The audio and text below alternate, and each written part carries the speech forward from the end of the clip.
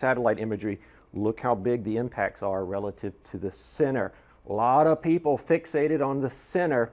This is a case where you do not want to fixate on the center. So let's talk about where it's going to move over the next several days. And unfortunately, the slow motion is going to continue for another 3 or 4 days.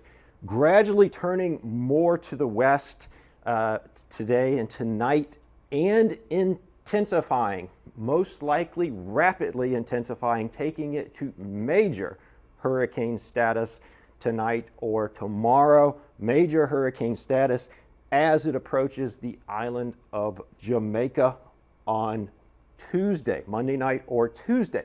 But that closest point of approach, or landfall, if you will, is not important. What is important is the impacts will be felt over the island of Jamaica for the next 2 to 3 days, even before the closest point of approach. Now, what do those impacts look like? We're going to talk about that in a second.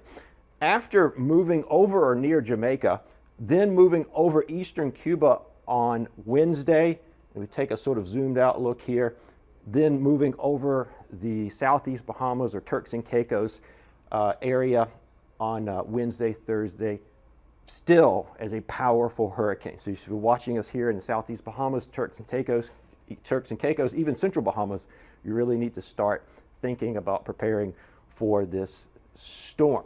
Now, let's talk about the impacts. First, with the wind-based watches and warnings, still a tropical storm warning up for the western tip of Haiti and a hurricane watch. But what's more important here, Jamaica now under a hurricane warning, which means hurricane conditions are now expected. Indeed, based off the latest information, we feel that hurricane force winds are all but certain somewhere over the island of Jamaica. So that's what you got to be prepared for, starting to get it ready for. But really the biggest thing to talk about here is the extremely heavy rains and catastrophic flooding that will come with a storm because it's moving so slowly. This slow motion is going to really cause a problem. These bright purples here, which include Jamaica and the western tip of Haiti, 20 to 30 inches of rain. So let me say that again, 20 to 30 inches of rain. So much rain that you could almost measure it in feet instead of inches. So that kind of rain is going to cause catastrophic flooding somewhere over the island of Jamaica and potentially Haiti, ultimately extending over southeast Cuba at some point later in the forecast.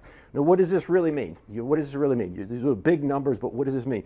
You're really looking at probably widespread power outages and disruption of communication for Jamaica, the inability to move around. You're talking about mudslides and flooding, impassable roads, cut off communities. Really a very, very concerning situation unfolding here in Jamaica. So if you've got friends and family, if you've got someone down there on vacation, it's imperative that you get in touch with them, make sure that they are aware and tracking this situation and taking necessary precautions.